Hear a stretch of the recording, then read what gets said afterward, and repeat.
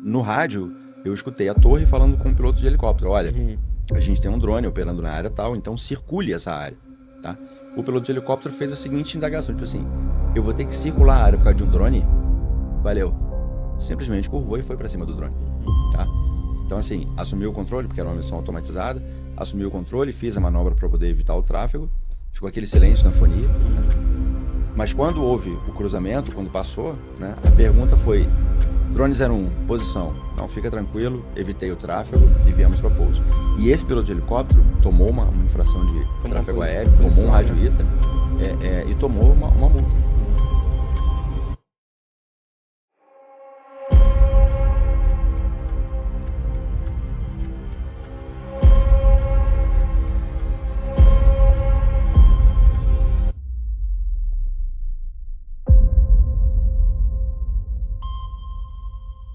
Fala pessoal, seja muito bem-vindo a mais um episódio do Dronecast Brasil. Eu sou Ricardo Freitas e apresento para vocês o universo do drone e como essa ferramenta está mudando o jogo. Hoje eu tenho a honra de receber um convidado que é simplesmente uma das maiores de referência do país quando o assunto é regulamentação de drone.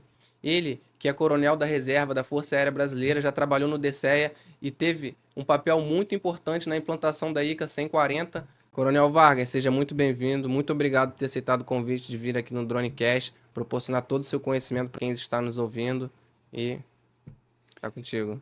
Eu que agradeço a oportunidade, para mim é uma honra imensa estar aqui com vocês. Efetivamente, sou apaixonado por esse assunto, drone. Fizemos o que pudemos ali enquanto estávamos no serviço ativo para fazer a coisa rolar com um único objetivo.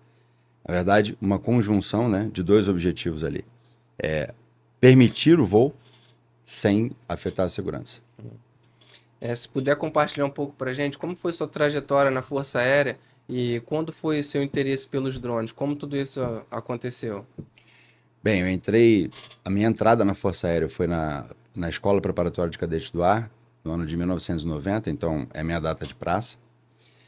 Logo depois, eu fui para a Academia da Força Aérea, me tornei piloto militar e fui indicado para a aviação de caça. Fiz, no ano de 2007, o curso da aviação de caça na Base Aérea de Natal, no CATRE, Comando Aéreo de Treinamento, e depois segui para Fortaleza. Me formei como líder de esquadrilha de caça, instrutor da aviação de caça. Depois fui para Canoas, voei a aeronave F5 e ainda em Canoas, eu fui transferido para o 2º Esquadrão do 1º Grupo de Comunicações e Controle, 1º GCC.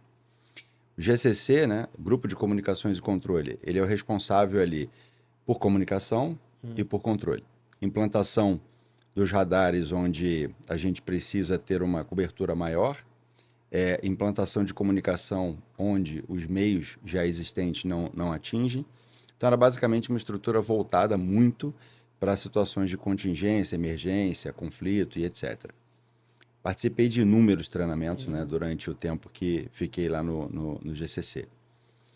E depois, quando eu voltei para o Rio de Janeiro, né, eu sou do Rio de Janeiro, sou carioca, então quando eu voltei para o Rio, fui servir no DCEA a partir do ano de 2012, foi quando eu comecei a conhecer esse universo dos drones. O Brasil participou de um grupo de estudos de aeronaves não tripuladas, né, lá na sede da Organização de Aviação Civil Internacional, em Montreal, lá no Canadá. Esse grupo ele foi criado em 2008, o Brasil passou a compor esse grupo em 2009, né, então eu entrei um pouco depois. E aí tem até uma coisa engraçada. As pessoas acreditam que a primeira legislação de drone no Brasil, vinda do DCEA, foi a ICA 140. Não foi, né? E, na verdade, não foi. Desde 2009, o Brasil tem uma circular de informações aeronáuticas que tratava dessas aeronaves não tripuladas. Essas aeronaves, Ricardo, elas, quando chegaram, não só no Brasil, quando chegaram no mundo inteiro, aqueles que trabalham com aviação identificaram um grande potencial. Tanto é que esse grupo foi criado para verificar quais seriam as alterações nos anexos da Convenção de Chicago. E a gente está falando de 1944. Tá? Muito tempo, né? É bastante tempo. Então, assim, se você for pegar, e o pessoal pode até pegar no Google, e procurar lá, artigo 8º Uhum. da Convenção, dos anexos da Convenção de Chicago, vai ver que o artigo 8º já trata de aeronave cuja tripulação não está a bordo. Ou seja, em 1944 já se falava das aeronaves não tripuladas. E aí, participando desse grupo lá desde 2012, esse grupo se transformou em painel em 2015 e a coisa veio só crescendo, né? Eu tive um contato maior com o público aqui no Brasil a partir de 2017, porque foi quando a ANAC publicou definitivamente o seu RBAC ECO94. Com a publicação do RBAC, a gente teve que cobrir a portaria 207, que falava sobre aeromodelismo. Isso daí foi meu primeiro contato com o público e, para que você tenha uma ideia, eu tive até o desprazer de ser, não denunciado, mas ter uma manifestação no Ministério Público. Caraca. E aí, assim, o que levava, né, um cidadão a fazer uma manifestação no Ministério Público acerca de na época eu era tenente-coronel. Cara, completo desconhecimento, tá? Então, comecei a entender que os drones, como ferramenta, eles tinham muita coisa para apresentar. E aí, quando eu tive esse primeiro contato, foi quando eu comprei o meu primeiro drone, né, um Spark. Caraca, é antigo, hein? E aí, com esse primeiro drone, eu comecei a enxergar o cenário e ver na época, parte das potencialidades que essa ferramenta podia trazer para a gente. Como eu falei, a minha formação é como piloto de caça, né, na aviação, e depois eu me especializei em defesa aeroespacial. Cara, então, quando eu comecei a entender o que essa ferramenta, independente do tamanho, da forma, podia trazer de informação, eu comecei a enxergar isso com outros olhos. E aí virou não uma guerra, mas virou um compromisso pessoal, efetivamente, escrever uma regulamentação que permitisse que as pessoas voassem. Excelente. Então, pessoal, para você que está nos acompanhando aí, já viu que a pessoa aqui é bem gabaritada, é totalmente referência, não só piloto de drone, mas piloto de caça. Então, para você ver que a gente traz pessoas aqui que são totalmente renomadas e capacitadas. E diante disso, eu queria pedir para você deixar um like aqui no nosso vídeo aqui, porque realmente a gente, tá merecendo esse like, um cara que é referência no assunto. E além dele ter feito tudo isso que ele já falou aqui, ele não parou por aí, né, pessoal? Eu queria dizer que também você fundou a T4, né? Conta pra gente um pouco sobre essa empresa, que é referência no assunto, que você trabalha em diversos segmentos da engenharia, trabalha com segurança pública e privada. Pode compartilhar um pouco pra gente aí sobre a atuação da T4 Drones? Perfeito. A T4, eu costumo dizer que a T4 ela não é simplesmente uma empresa, né? A T4 é o meu nome. Quando eu fiz o curso de controlador de operações aéreas militares, a gente ganha um número de lince, que é um código vitalício, usa inclusive na fonia quando a gente faz as missões de interceptação. E o meu número de lince é 444. Daí vem o triplo 4. O triplo 4. Então, a triplo 4 Drones, ela como eu disse, não é uma empresa, é o meu nome que está ali. A T4 ela foi criada, como eu falei, em 2017, né? A gente teve a certeza de que o principal obstáculo, e isso não é só no Brasil, isso é no mundo inteiro. Eu estou agora, né, só por curiosidade, eu estou agora como consultor escrevendo a legislação do Peru, ajudando a escrever a legislação do Peru. As perguntas são as mesmas. Né? As mesmas dúvidas que tiveram aqui inicialmente, né? O que a gente tinha aqui de dúvidas em 2012, né, eles agora estão tendo aqui em 2025. Tá? Então, isso tanto do órgão regulamentador quanto dos próprios usuários. O que acontece, Ricardo, é que assim, os drones, pela facilidade de uso, né? Então, simplesmente ligar, decolar e ele fica ali parado, fazendo né, aquele voo estabilizado e georreferenciado, por essa facilidade de uso, a gente acaba tendo uma falsa impressão de que é muito fácil, de que é um brinquedo, principalmente pelo tamanho né, do drone que a gente está vendo aqui do nosso lado. Então, só que isso machuca, né? Pode machucar, pode trazer riscos à própria navegação aérea, né? Então, colocar isso na cabeça das pessoas é um trabalho meio que de formiguinha, tá? Mas, assim, a T4, com base nesse desconhecimento, ela foi criada inicialmente para ser uma uma empresa de qualificação de pilotagem, né? E isso aí fez com que a gente tivesse um público um pouco diferenciado, no seguinte sentido.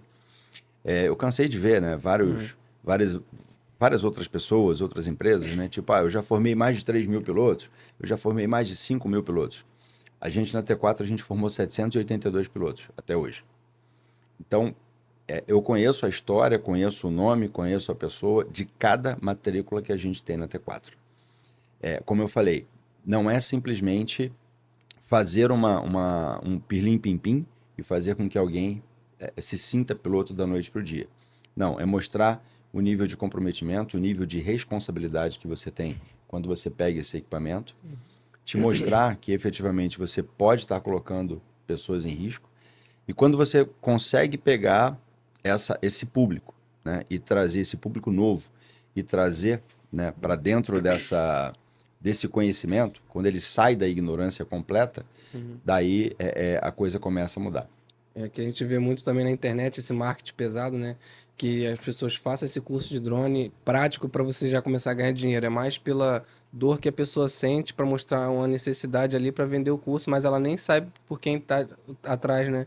Daquele curso ali. O cara só quer vender, aí pega no marketing pesado, pega na dor da pessoa e não tem a referência de quem realmente é o instrutor deles. Ele não tem essa necessidade de conhecer. Por isso que o diferencial da T4 é mostrar realmente a legislação e como tudo funciona, né? A gente acaba dizendo assim, a minha opinião ela é muito direta em relação a isso. Eu acho que, fora raríssimas exceções voltadas especificamente para falcatruas mesmo, tá? Eu não vejo nenhuma empresa que queira efetivamente dar enfim, enganar, tá? O que acontece é que, da mesma forma que aqueles pilotos que estão começando, que eles procuram essas empresas, quem participa dessa empresa, quem faz essa aplicação, também acredita que o que ele está aplicando é o suficiente. Então, assim, o público, o Ricardo, que procurou a T4 durante muito tempo, e até hoje é assim, não é um público que acabou de comprar um drone, tá? E quer entrar no universo dos drones. Para que você tenha uma ideia, o nosso curso ele tem 96 horas só de teoria. Né? Tudo denso, né? Você entendeu? Então, tipo assim, 96 horas de teoria, a pergunta que a gente mais escuta no início é: para quê? Para que isso tudo? Por que eu tenho que entender isso? Né? Exato. Só que quando você começa, quando ele começa a progredir nesse caminho, ele começa a entender onde é que ele está entrando, né? E aí eu costumo fazer algumas comparações com a vida normal nossa, né? Então, por exemplo, se você está com um problema cardíaco, vamos bater na mesa, né? Mas se você está com um problema cardíaco grande, você quer ser atendido por um clínico geral, ou você quer por um clínico geral, um residente, ou você quer ser atendido por um cardiologista renomado. Cardiologista renomado. Entendeu? Então, se você quer ser um profissional, por exemplo, de aerofotogrametria, por que você vai procurar alguma coisa que te entregue um centímetro de profundidade em termos de conhecimento, sabe? Então, repito, né, muitas empresas, e a grande maioria, faz por acreditar que aquilo realmente é o suficiente, tá? Mas assim, o buraco falando no português claro, o buraco é muito mais embaixo, né? E a gente acredita dentro da T4 que a gente tem que ter especialização. Você primeiro aprende o que não fazer, o que fazer de forma certa, de forma correta, e depois você vai se especializar no nicho de mercado que você pretende atuar. Excelente. Aproveitando que o senhor citou essa parte aí que está dando suporte lá na criação da legislação do Peru, se puder compartilhar aqui, quais os principais desafios que vocês foi enfrentado na implantação da ICA 140 aqui no Brasil? O principal desafio, na verdade, é a interação com a comunidade, tá? Porque assim, o DCEA, obviamente, tem centenas de regulamentações, né, que trabalha aí ao longo do tempo com pilotos. Só que esses pilotos, eles são qualificados como piloto. Então ele tem aula lá de meteorologia, tráfego aéreo, aerodinâmica, tem a parte de simulador, a parte de voo propriamente dito. Então é um caminho que esse profissional vai percorrer para poder efetivamente fazer os voos que ele tem que fazer. Uhum. O piloto de drone não, né? Infelizmente, a gente não tem hoje, por enquanto, isso deve mudar, mas a gente não tem hoje, por enquanto, uma obrigatoriedade de certificação, uma obrigatoriedade de habilitação para quem está começando nesse universo. E eu não sei se você tem noção dos números, mas se você for acompanhar, você vai ver que, em média, surgem mais de 4.000 novos drones, somente os cadastrados, Por mês, né? por mês. E se a gente for falar de pilotos, são 800 novos pilotos somente cadastrados por mês. Então, onde é que isso vai parar? Graças a Deus, como eu falei, lá atrás, a partir do ano de 2009, o Brasil entendeu, né, o Estado brasileiro entendeu que ou a gente faz alguma coisa ou a gente vai ser atropelado. Então, isso foi iniciado esse processo lá atrás e a gente está num excelente caminho. Como eu falei lá no Peru, essa integração, né, entre os órgãos reguladores, a indústria, a academia, a sociedade, que são os usuários, etc., essa integração é extremamente importante. Então, por que o Peru, né, a Organização de Aviação Civil Internacional, decidiu, então, buscar, entre aspas, uma expertise de outros países, trazendo experiência? Fazer o que a gente fez lá atrás. Aprender, né, com os erros dos outros, né, que é a parte mais inteligente. Né? Você aprender com os erros dos outros sem precisar errar tanto. Então, muitos paradigmas têm sido quebrados, né? E o ponto inicial deles vai ser, com certeza, vai estar enfrentando dificuldades menores do que a gente enfrentou aqui no país. Entendi. Então, só para esclarecer que muita gente às vezes pergunta, né, se para poder pegar um emprego de piloto de drone tem que ter alguma carteirinha, porque tem cursos que faz um marketing pesado dizendo que tem que ter carteirinha. Então, só para esclarecer, se o cara quiser pilotar um drone desse aqui mini e se intitular piloto de drone, ele pode ser um piloto de drone, mesmo que não tenha feito curso? Vamos lá, não existe hoje nada na regulamentação, né, que exija uma habilitação para os drones chamados classe 3. Né, se ele for operar dentro daquelas, do Veloz até o 400 pés, etc. Não existe essa obrigatoriedade. Então, assim, eu vejo efetivamente que existem algumas empresas, né, eu te dou uma carteira de piloto. Né? Cara, isso não existe. Não existe propaganda enganosa. Um excelente... Não, de repente, assim, ó, um excelente souvenir, tá? Uma coisa bacana, né? Uma conquista que a pessoa tem ali quando ela termina aquele curso. Agora, validade legal, isso não existe. E eu tive, né, enquanto no serviço ativo, foram várias as vezes, nas palestras que a gente ia proferir, e aí alguém da plateia levantava e falava, não, eu tenho carteira. Né, e tirava a carteira e mostrava, e eu falava, cara, parabéns, né? Você tem uma carteira bonita Isso até. não quer dizer nada, né? Mas assim, validade legal não tem, né? Assim, da mesma forma também a questão de né, brevet. Né? A gente na T4, de vez em quando, a gente recebe alguns questionamentos nesse sentido, né? Ah, vocês entregam brevet? Não existe isso, entendeu? Assim, legalmente falando. Legal, se você quer comprar um brevet, se você quer receber um brevet como um souvenir para botar, enfim, na sua mesa de escritório, parabéns, fantástico, né? E faço votos. Mas validade legal da coisa, esquece. Antes de encerrar essa parte da norma, o que essa legislação, depois que foi publicada, ela representou no cenário das aeronaves não tripuladas no Brasil? Excelente pergunta. O que acontece, como eu falei, assim, ó, a nossa intenção primária, quando a gente abriu a legislação e se aproximou cada vez mais do usuário, era permitir o voo. Tá? Vários países tentaram virar as costas para os drones e tipo, não, isso aqui é um brinquedo, cara. Não Não vai quero dar em saber nada, disso. né? Não vai dar em nada, entendeu? E hoje já estão voltando atrás e amargando mesmo a decisão que tomaram lá atrás. Então, o que acontece? Quando a gente publica uma legislação que basta ser seguida para que você possa voar de forma regulamentada, isso faz toda a diferença. Né? Porque ganhei várias apostas, né? Algumas caixas de cerveja. Ah, é? Né? Tipo assim, não, essa operação aqui é impossível. Cara, não existe operação impossível. O que existe é uma operação mais trabalhosa e isso demanda conhecimento profissional.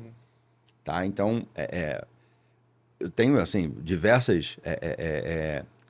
diversos pontos, né, que a gente poderia compartilhar aqui, se você me permite. Pode Por exemplo, compartilhar, fica à vontade. que a gente sempre escutou, né? Ah, um drone perto de uma aeronave tripulada nunca vai sempre ficar em segundo plano, tá? Mentira. Isso é um mito. Eu posso te dar um exemplo aqui. Eu estava fazendo uma operação dentro de um aeroporto com drone, o aeroporto em funcionamento, tá? Todas as mitigações de risco, todas feitas, passei por várias sabatinas para poder ser autorizada essa operação. E no rádio eu escutei a torre falando com o piloto de helicóptero: olha, a gente tem um drone operando na área tal, então circule essa área, tá? O piloto de helicóptero fez a seguinte indagação, tipo assim: eu vou ter que circular a área por causa de um drone? Valeu. Simplesmente curvou e foi para cima do drone, tá? Então, assim, assumiu o controle, porque era uma missão automatizada, assumiu o controle, fiz a manobra para poder evitar o tráfego, ficou aquele silêncio na fonia, né? Mas quando houve o cruzamento, quando passou, né, a pergunta foi: drone 01, posição. Não, fica tranquilo, evitei o tráfego e viemos para pouso. E esse piloto de helicóptero tomou uma infração de tráfego aéreo, tomou um rádio ITA e tomou uma multa. Tá? Então, foi o drone que aplicou? Não. Foi porque ele desrespeitou uma norma de tráfego aéreo que o drone estava respeitando. Se a gente chegar ao ponto de entender que essa aeronave um pouquinho maior, essa aeronave um pouco menor, se a gente chegar ao ponto de entender que as duas demandam profissionalismo, a gente chega lá. A seção no espaço aéreo, né? Uma parte que a gente pode destacar agora, né? Que recentemente a gente viu a notícia lá em Guarulhos que um drone parou toda a operação no aeroporto de Guarulhos e causou um caos, né? Porque estava na cabeceira do aeroporto. Então o cara talvez não tinha conhecimento do que estava fazendo ali, né? Ricardo, a nossa primeira situação de drones em aeroportos aqui no Brasil aconteceu no ano de 2017. Primeira que foi identificada e o primeiro grande impacto. Em 2017 foram verificados 41 tráfegos impactados. Caramba. 39 tiveram que arremeter, seguir para outros lugares, e 2 não conseguiram nem decolar, porque o destino final era São Paulo. Então, assim, as pessoas não conseguem entender, e eu digo sempre, né, e acredito nisso, eu acho que ninguém em sã consciência vai chegar e falar assim: eu vou ali causar um prejuízo de R$1,5 milhão. Eu vou ali ferrar a vida de centenas de pessoas. De pessoas. Tá? Ninguém em sã consciência, centenas não, milhares de pessoas. Ninguém em sã consciência faz isso porque quer fazer. É um desconhecimento, tá? Então, assim, o drone, o voo de drone é uma coisa extremamente séria. Tem que ser verificada por profissionais, tem que ser feita com profissionalismo, entendeu? Então, a gente vê agora, por exemplo, guerra da Ucrânia, né? Tá mudando bastante o cenário internacional e o pessoal está enxergando os drones com outros olhos. Que é referência na parte de segurança, já fez diversas atuações, né, na parte de segurança pública e privada. Pode citar para a gente aí as principais aplicações que o drone hoje tem na segurança pública ou privada? O drone, quando bem utilizado, tá? Eu costumo dizer no curso lá que, cara, é uma ferramenta fantástica. Então, assim, quando você utiliza o drone, você pode utilizar como uma ferramenta de inteligência, você pode utilizar o drone como uma ferramenta de combate, de ponta de linha. E quando você utiliza o drone, o que você faz? Você aumenta a proteção da tropa, você tem uma noção antecipada, né, do terreno e do nível de ameaça, e principalmente, você tem uma redução do efeito colateral.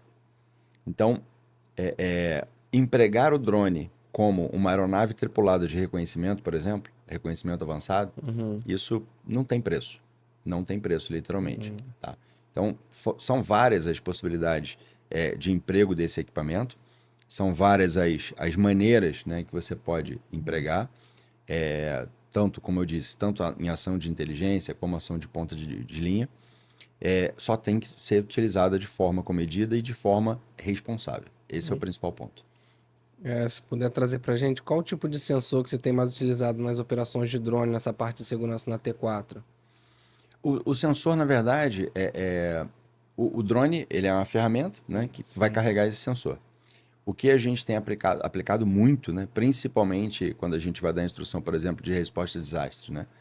identificação de pessoas perdidas, tá? Então, você imagina o seguinte, cara, você estar numa situação perdido no inverno, no frio, numa localidade fria, com a temperatura extremamente baixa, e você ter a possibilidade de ter um drone com uma câmera termal, né, fazendo a busca para te encontrar.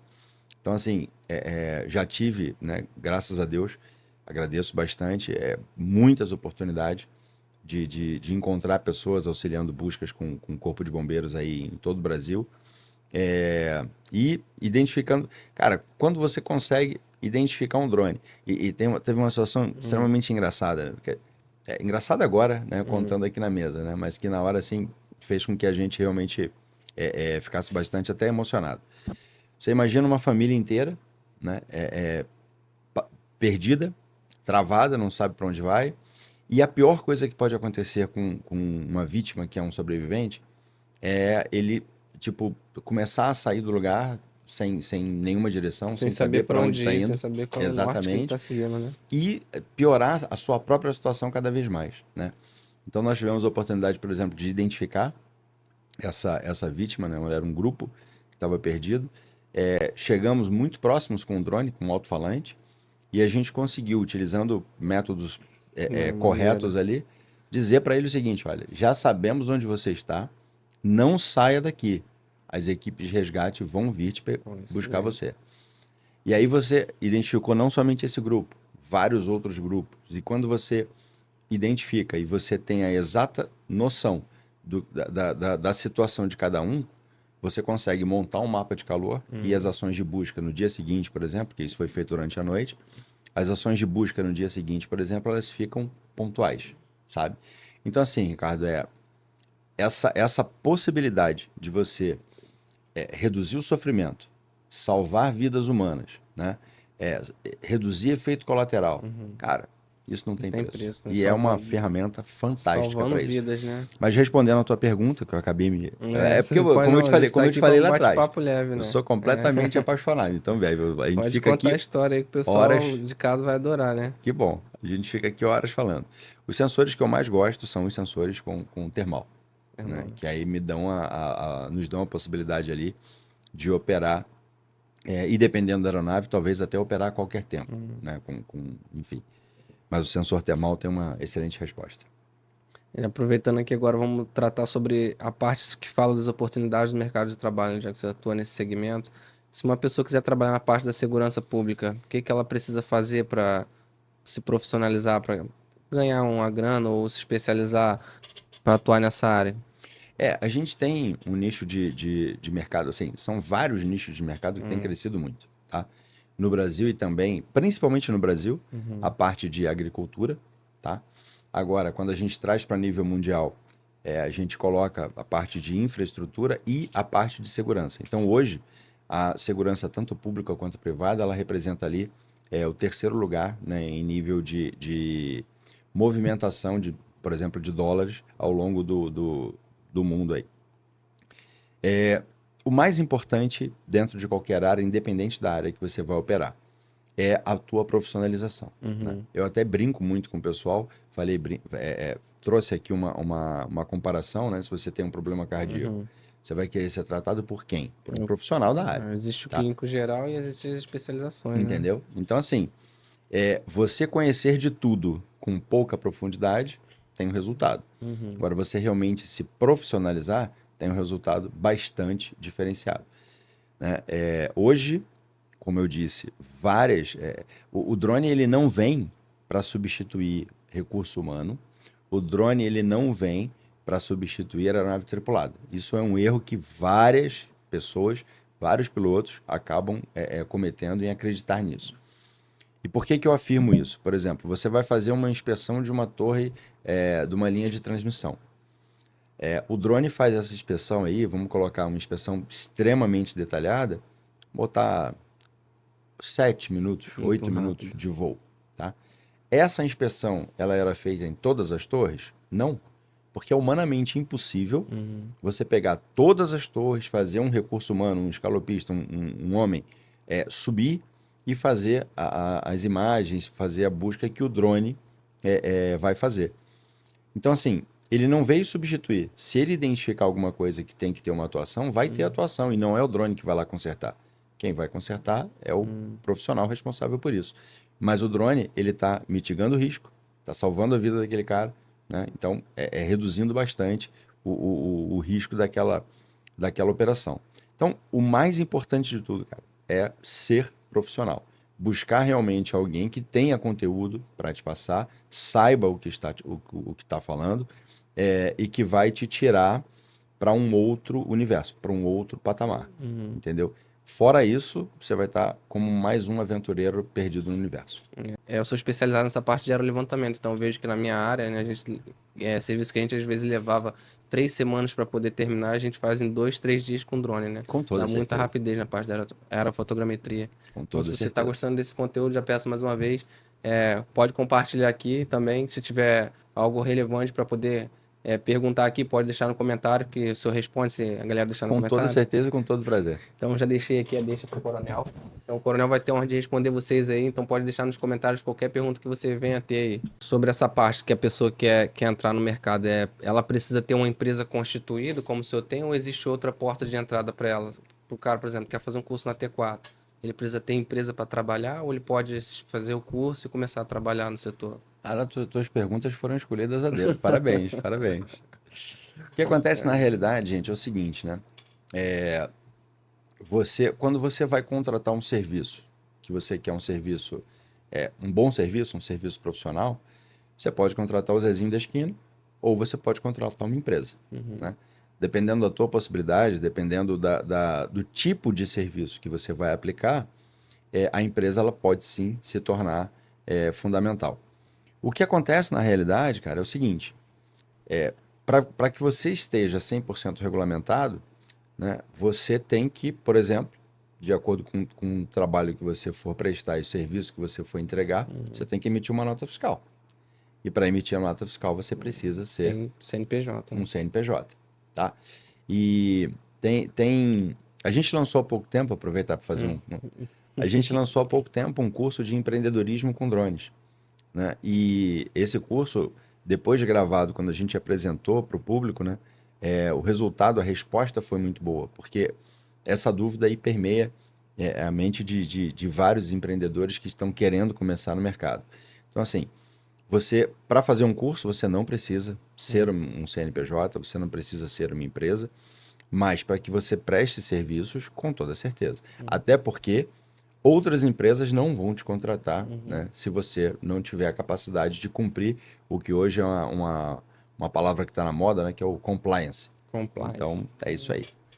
Muita gente também quer atuar com drone e fica, como você falou dessa parte do empreendedorismo, ele não sabe qual é a dor que ele quer atingir do cliente dele, né? Ele quer entrar no segmento, mas apenas quer comprar o drone, não sabe o nicho que existe, não sabe que existe uma regulamentação e não sabe o que ele vai entregar. Então fica difícil, né, dele querer ter um Exatamente. retorno financeiro sem saber o que ele vai sanar no mercado, né? O que ele vai resolver. Cara, eu vou te falar que são muitas as variáveis que têm que ser levadas em consideração. E, por exemplo, você optar por qual nicho de mercado você vai começar, não é um assunto que se resolva num passe de mágica da noite para o dia. Você tem que levar muita coisa em consideração. Então, assim, o mercado de drones ele é muito amplo, tem muita coisa para fazer, muita coisa para apresentar, só que isso envolve uma série de outros detalhes. Então, por exemplo, você pretende ter funcionários? Então, isso já muda O cenário. o porte da empresa que você vai escolher lá atrás. Se você escolher errado, por desconhecimento, você vai, enfim, travar a tua situação? Não, mas você vai ter que refazer tudo. Então, se você quer ter funcionários, né, se você acredita que o seu negócio vai expandir e você quer ter funcionários, já é um outro tipo de formato jurídico que você vai ter que optar. Se você quer trabalhar com determinada CNAE, né, Classificação Nacional de Atividades Econômicas, se você quer trabalhar com determinada CNAE, talvez você já não possa ser um microempreendedor individual. Ou seja, é uma coisa que tem que ser planejada, tem que ser trabalhada, tem que ser pensada. Não adianta, por exemplo, esse drone, né, o Mavic Mini 3, uma aeronave fantástica, mas para trabalhar em inspeções, por exemplo, num ambiente com vento extremo, essa aeronave vai resolver o teu trabalho? Não vai. Talvez não. Tá? Então, assim, tudo isso tem que ser muito bem planejado, muito bem pensado, para que você dê um passo não maior do que as suas pernas. E principalmente o seguinte, né?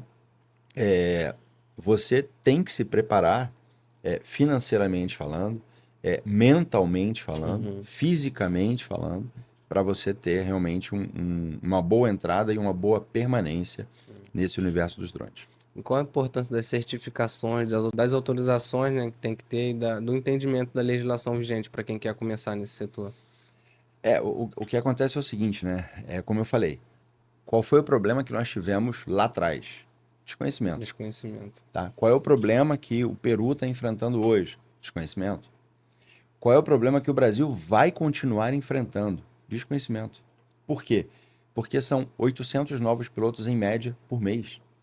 Você acredita realmente que esses caras, esses novos pilotos, estão procurando a ICA 140, o MCA 56-5, o RBAC ECO94, o RBAC 100, que está para sair? Ninguém está procurando isso. Por desconhecimento. O cara não imagina o que ele pode estar fazendo. Então, por exemplo, tem uma coisa interessante que é assim, você tem lá Lei das Contravenções Penais. Tá? Isso são contravenções. Você tem Código Penal. Isso são crimes. Né? Os artigos que ali imputam crimes. Então, perfeito. O artigo 33 da Lei das Contravenções Penais, ele fala assim, dirigir a aeronave sem estar devidamente licenciado. Tá?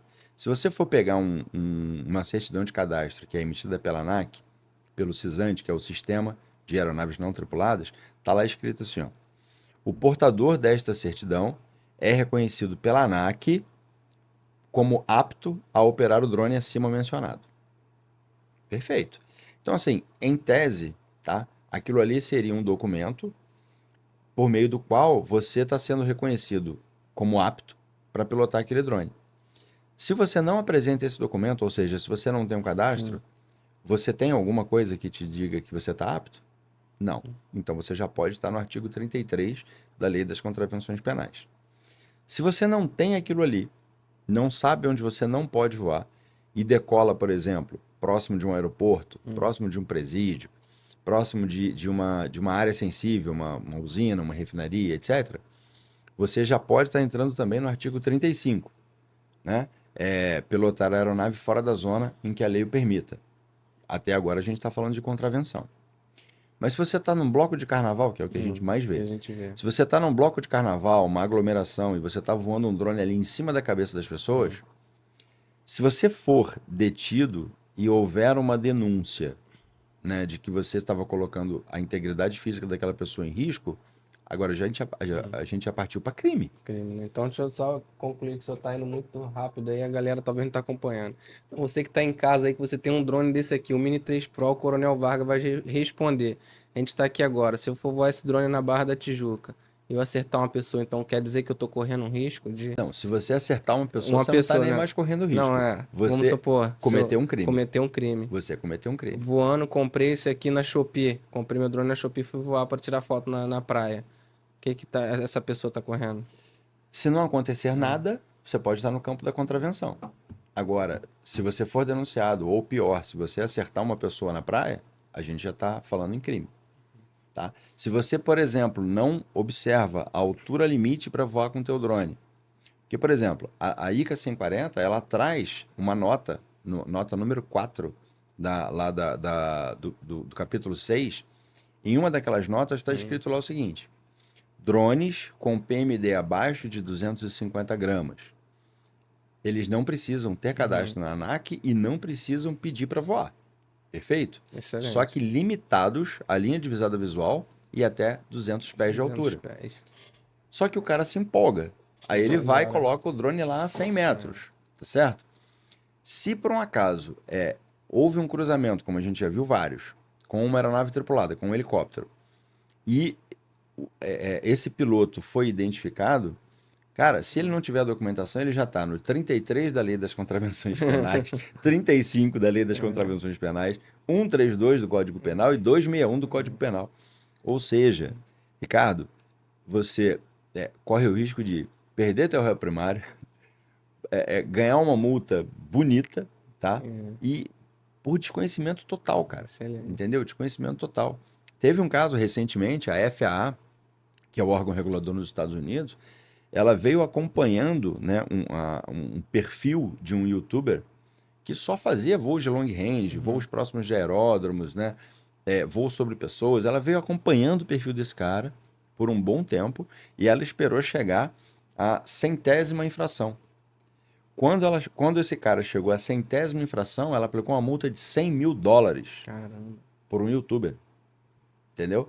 E aí a entrevista dele depois foi o seguinte: se eu pegar tudo que eu ganhei até hoje no YouTube com esse tipo de vídeo, eu não consigo Não pagar essa dá, é. multa. Então, é isso, cara. É isso. Aqui vocês estão vendo, né, pessoal? O cara aqui, eu sei legislação às vezes de qual é salteado aí que 140, mas o cara que escreveu vai lembrar até do rodapé, né? Fica fácil. Excelente, cara. É bom trazer isso porque uma das missões de eu ter começado, né, essa ideia do Dronecast Brasil é essa: capacitar as pessoas que estão querendo começar com drone e não faz nem conhecimento do risco que corre, que não entende dessa parte da segregação do espaço aéreo, não sabe como funciona. Então, por isso que é importante ter trago o seu aqui para a gente poder falar nesse bate-papo mais informal e mostrar que a pessoa pode sim pilotar o drone dela se ela quiser em casa, ela pode investir nesse segmento, mas desde que ela tenha consciência do Sim. risco que está correndo, de toda a operação que existe por trás disso, né? Tem uma coisa, como eu te falei, eu gosto muito de trazer. Quando a gente fala de legislação, né, às vezes acaba sendo um assunto específico demais e técnico demais que as pessoas acabam Acha que é chato, isso é não chato, entendendo. Exatamente. Mas eu vou trazer para uma realidade que todo mundo tem, tá? Então, vamos lá. Se você tem o seu drone, se você tem o seu carro em casa, e aí, vamos lá, digamos que, por exemplo, você sabe, você gosta de tomar uma cerveja, enfim, uma bebida alcoólica. Perfeito. Você sabe que você não pode beber e dirigir, mas você é aquele cara que tem uma alta tolerância, e tendo essa alta tolerância, você acaba tipo, cara, eu tomei lá 3 chopes e não me afeta em nada. Só que se você estiver retornando para casa com o seu carro tendo tomado 3 chopes e alguém decide se jogar em cima do seu carro, tá certo? E se essa pessoa chegar a óbito, cara, você está completamente enroscado. Então, assim, posso voar o drone sem pedir nada para ninguém, sem nenhum tipo de regra? Pode, mas não deve. Agora, se acontecer, pode acreditar, a pancada é violenta. Aproveitando o seu setor aí de pedir para alguém, né? Muita gente às vezes está começando nesse segmento e vai ver esse vídeo ou caiu aqui de paraquedas e descobriu que existe um local para poder solicitar. Pode falar um pouco do Sarpas? O senhor estava lá quando o Sarpas iniciou, junto com a Sim, legislação? o Sarpas ele foi criado no ano de 2006, né? 2016. Eu estava na Escola de Comando do Estado-Maior, eu estava fazendo esse AMAR. Ele foi criado ali na época, Major Haberfeld, junto com o Ximenes. Logo depois o Haberfeld saiu e aí eu entrei e a gente foi trabalhar na parte operacional do sistema Sarpas. O Sarpas, né, e o Ximenes continuam na parte técnica. Foi um período da minha vida ali muito, Uhum. muito bacana, de muito desafio. Em público aqui, eu gostaria de aproveitar a Então, oportunidade para agradecer o Ximenes. Ximenes, grande abraço para você, cara, um irmãozaço, tá? E que opera ali nos bastidores, muitas vezes no anonimato, mas é responsável por sistemas muito grandes dentro do DSEA. E como é que o Sarpas foi criado? Hoje, se a gente for identificar lá o motor, né, como é que ele uhum. funciona por trás, o background dele, a gente vai ver o seguinte: você consegue solicitar um voo, cara, menos de 4 minutos, teu voo está autorizado. Por quê? Porque ele entrou em um determinado algoritmo, tá? Distância e altura, distância de aeródromos ou de áreas restritas e uma altura determinada, que, olha, aqui você pode voar de forma automatizada. Essa análise, ela não teve que passar por uma análise de um técnico, de um controlador, entende? Então, assim, o sistema Sarpas ele foi criado para deixar voar. O problema é a falta de profissionalismo. O Sarpas hoje, ele bota lá, você tem que pedir o voo no mínimo com 30 minutos de antecedência, no mínimo. Se o teu voo for automatizado, a resposta vai ser agora. Mas se aquele espaço que você escolheu está próximo de uma área um pouco mais complicada, um aeroporto, um FRZ heliponto, ali, né? aí eles vão pedir 4 dias. Se por um acaso for mais embaixo ainda o risco for maior do que o necessário, do que o que está ali, que você não conhece, pode ser pedido 12 dias de antecipação. Tá? Mas o cara chega e fala assim, eu quero voar agora, pô. Eu quero voar agora. Beleza, pode? Pode, mas não deve. Então, aproveitando aqui que eu vejo que as pessoas me perguntam muito, que eu também sou da área. Por exemplo, aproveitando essa oportunidade aqui, o cara que quer voar, fazer uma inspeção predial ali em São Paulo, na Avenida Paulista. Ali são vários helipontos. E às vezes ele encontra dificuldade porque ali é uma área de FRZ. Então tem aquela parte ali dos helipontos que às vezes ele tem que pedir para o cara que solicitou no Cisaga para ter aquele espaço controlado por ele. Existe essa necessidade da pessoa que vai solicitar no Sarpas para poder voar lá, ter autorização desse cara que tem o L ponto dele ali? Cara, pergunta cada vez mais. Lembra qual foi a principal palavra que eu falei, que é a mais importante para você entrar nesse universo dos drones? Funcionalismo. Profissionalismo. Um, um, um operador de um aeródromo, seja ele um aeroporto ou um heliponto, esse operador, ele não é o dono do espaço aéreo. Tá? Ele é o administrador daquele aeródromo.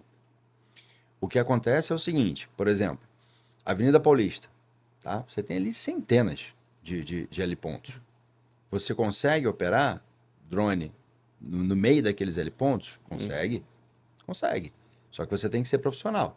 Você tem que saber o que você está fazendo e detalhe, você tem que apresentar para o órgão regional responsável pela área, que no caso da Avenida Paulista é o CRCE Sudeste, você tem que apresentar um plano que vai provar para eles que, olha, esse cara sabe o que ele está fazendo. Tá? Eu, enquanto estava no DCEA, na ativa ainda, eu recebia visitas de empresas lá e o cara queria me convencer que a operação dele podia sair. Ok, venha, vamos lá. Quando ele abria a apresentação dizendo o seguinte, a minha operação é 100% segura, não vai acontecer nada. Cara, a vontade que eu tinha era de levantar, interromper ali e ir embora. Por quê? Não existe nada 100% seguro. O que existe é que você tem que ter o conhecimento técnico para fazer uma mitigação de risco e efetivamente fazer com que a coisa funcione. Só que aí, vamos lá. Eu fui contratado por uma empresa para fazer uma inspeção amanhã. Vai acontecer? Claro que não. Por quê? Porque para você operar no meio de todos aqueles helipontos ali, o órgão regional ele não vai te obrigar a assinar um termo de coordenação, tá? com 90 helipontos. Isso não vai acontecer. Não existe, né? Tá? Isso não vai existir. Mas ele vai pedir, né, que você apresente a mitigação necessária para aquela operação, a mitigação dos riscos. Então, eu vou operar, a gente tem, eu tinha, né, e infelizmente ainda existem diversos, porque o brasileiro tem que ser estudado pela NASA, né? Né? Então, Muito existem complicado, né? diversos Santos Dumont que se amarram em inventar. Então, o cara vai fazer uma operação de aerocinematografia, por exemplo, ele coloca lá no pedido dele, voo em torno de estrutura. Limite de altura 10 metros. Só que ele não está fazendo nada dentro do que ele solicitou. Mas ele pediu aquilo ali porque a aprovação é imediata. Tá? Então, isso é um problema muito grave no nosso uso. Voltando, se eu quero operar perto de um aeródromo, perto de um heliponto, primeiro, eu tenho que dar tempo ao órgão regional para poder dar publicidade à minha operação. Como eu te falei, pode ser que seja necessário 12 dias de antecedência para que aquilo ali possa ser aceito pelo órgão regional para publicar um NOTAM, que é um produto da AIS, né? Para que todos os operadores ali de aeronaves tripuladas, na verdade, todo mundo que está envolvido na aviação, possa entender. Porque, entenda, eu estou fazendo uma inspeção de um prédio, por exemplo, estou limitado a uma distância de 30 metros desse prédio e não vou chegar a mais de 5 metros de altura no topo desse prédio. Cara, qual é se eu souber trabalhar essa operação de modo profissional, ela vai ser autorizada. Executar de boa, né? Agora, se for identificado um amadorismo na solicitação, se for identificado uma falta de capacitação técnica e profissionalismo, você pode ter certeza, o teu voo não vai ser autorizado. Excelente. Então é isso aí, pessoal. Você que sempre quer saber dessa dúvida aí, fica na dúvida, já está respondido aqui. Muito obrigado aí por compartilhar isso.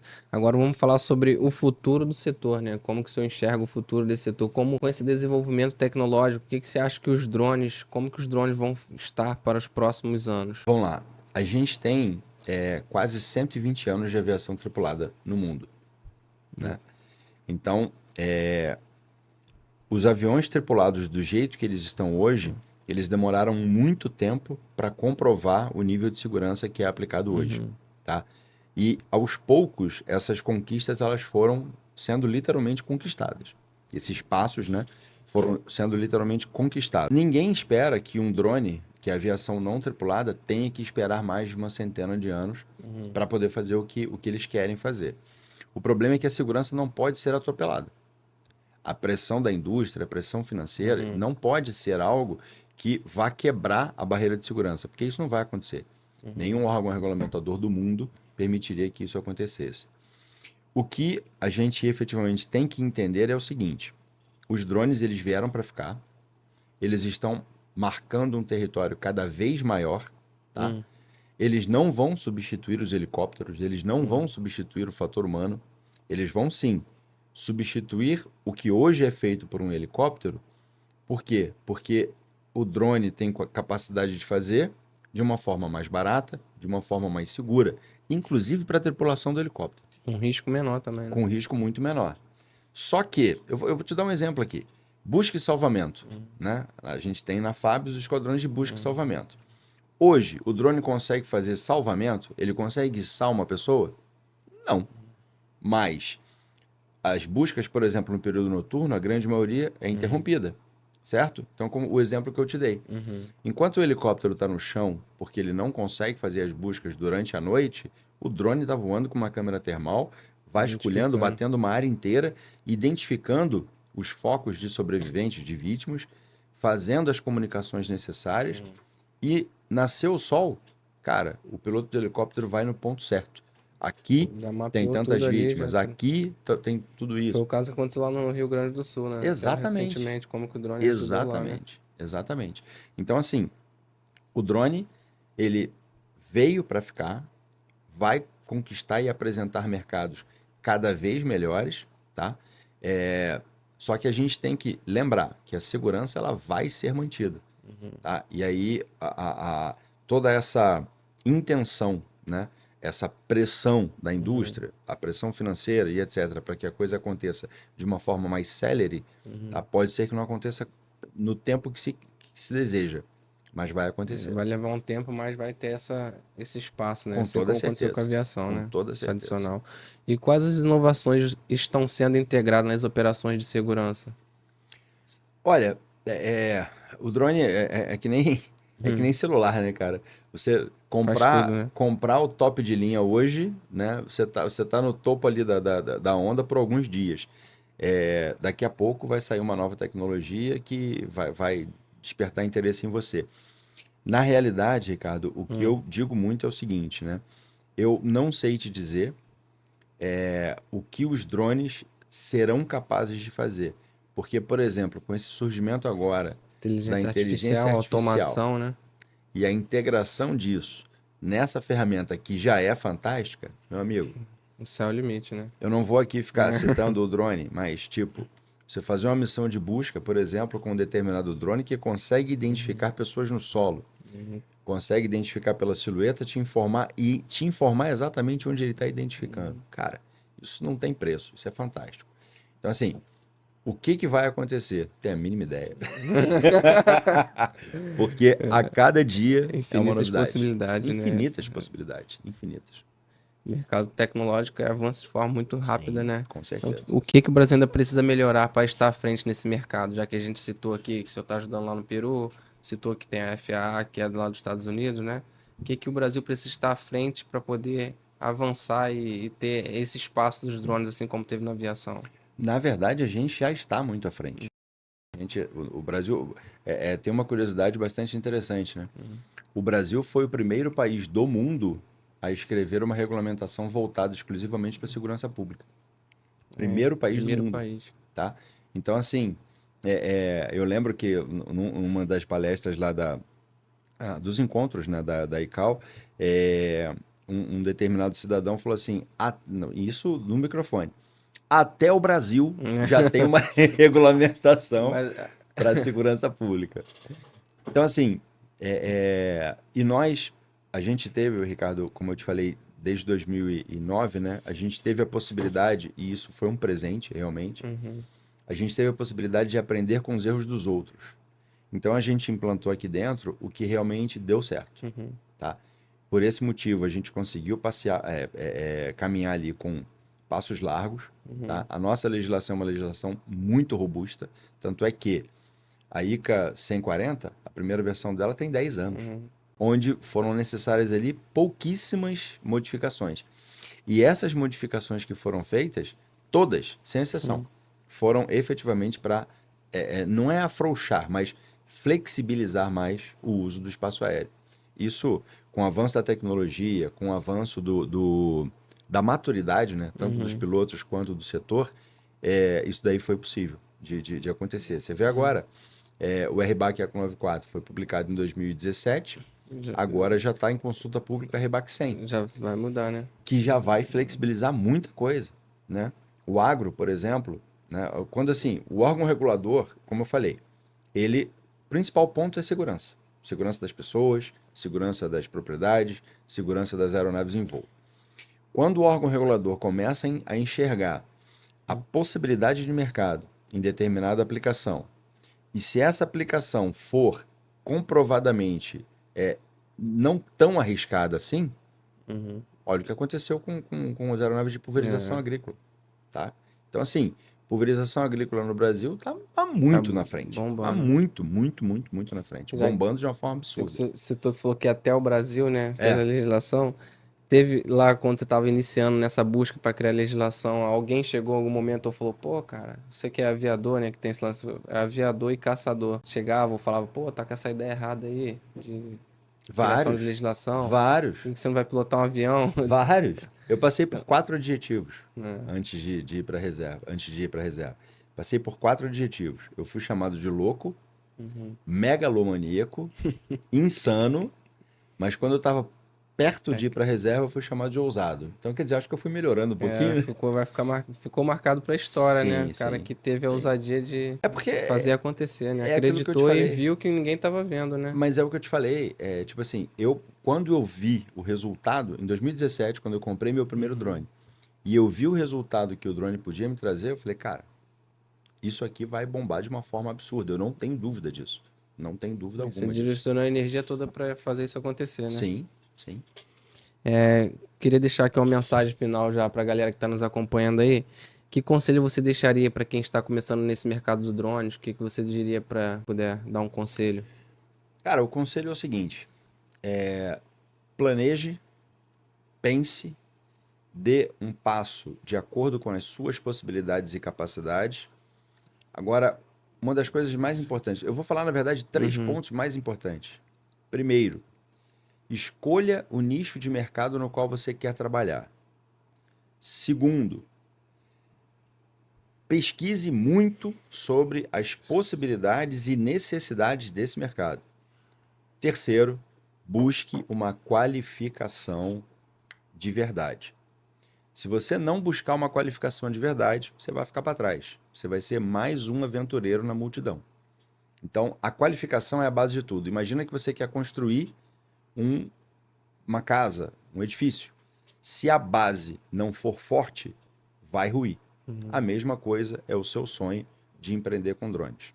Se a qualificação não for uma qualificação forte, é a base, você vai chafurdar daqui a pouquinho. Então, pensa nisso, que vale muito a pena. Um excelente conselho, hein, pessoal? Já pode dar mais uma curtida aí nesse finalzinho, hein? O que você acredita ser o maior diferencial para quem quer começar nesse segmento, que tenha sucesso, né? Para o cara que quer ter sucesso, qual é o maior diferencial que ele tem que ter? Qualificação e especialização. Muito Esse é o bom. binômio que você não pode abrir mão de jeito nenhum. Excelente. Aproveitando, queria saber onde que as pessoas podem encontrar aí a T4, se quiser saber mais sobre o segmento que vocês atuam, sobre a capacitação, você pode deixar o contato aí? Sim. A T4, aliás, agora em primeira mão. Estou trazendo aqui em primeira mão para você. Ainda não foi feita a divulgação, mas vou aproveitar aqui essa oportunidade. A T4, a gente já está ampliando as nossas áreas de atuação e qualificação em termos de Brasil. Já temos algumas localidades que em breve serão anunciadas e nós estamos com um projeto de abrir as portas para que, caso você queira na sua localidade representar a T4 de uma forma padronizada, dentro do que a gente preconiza como uma boa qualificação, entre em contato conosco. O Instagram é t4.drones, tá? O telefone, o DDD é 21 98 052 0444, 444 no final. Tá certo? Entre em contato com a gente e venha tirar suas dúvidas. A gente efetivamente vai ampliar cada vez mais isso. Eu sei que se eu deixar uma pergunta reflexiva aqui para quem ficou até o final, o senhor já fez muito pelo país, né? Vi que foi por paixão e por amor realmente, serviu a pátria durante todos esses anos que o senhor ficou na Força Aérea. Queria agradecer também porque muita gente não tem noção e a gente está trazendo isso aqui no Dronecast para mostrar a importância que o senhor tem, né, para o país. Queria agradecer. Mas mediante isso eu queria saber, se eu pudesse voltar lá atrás, o que o senhor faria de diferente? Mesmo sabendo que o senhor já cooperou bastante, lutou bastante, mas sempre tem aquele momento que a gente chega numa fase da vida, e não tô te chamando de velho, tá? Mas só para poder ilustrar aqui, se você pudesse voltar lá atrás, o que Coronel Vargas lá atrás, que ainda não era coronel, faria de diferente? Cara, eu penso bastante nisso, né? Eu sou meio velhinho, sim. Penso bastante nisso. E digo o seguinte, eu teria questionado menos e ousado mais. Essa é a diferença. Questione menos e ouse mais. E ouse mais. Se você acredita no que você efetivamente deseja e sonha, vá atrás sem questionar tanto. O medo é uma das principais barreiras. Pessoal, então depois de uma frase dessa inspiradora e motivacional, a gente vai ficando por aqui. Então, se você não é inscrito no canal Dronecast Brasil, pode se inscrever e ativar notificações, porque dessa forma, toda vez que tiver um conteúdo novo aqui no canal, você será notificado. Coronel, muito obrigado aí por Eu que agradeço. essa honra de estar aqui no Dronecast, proporcionando esse conhecimento de toda a sua trajetória que trouxe até aqui. Valeu. Conta com a gente.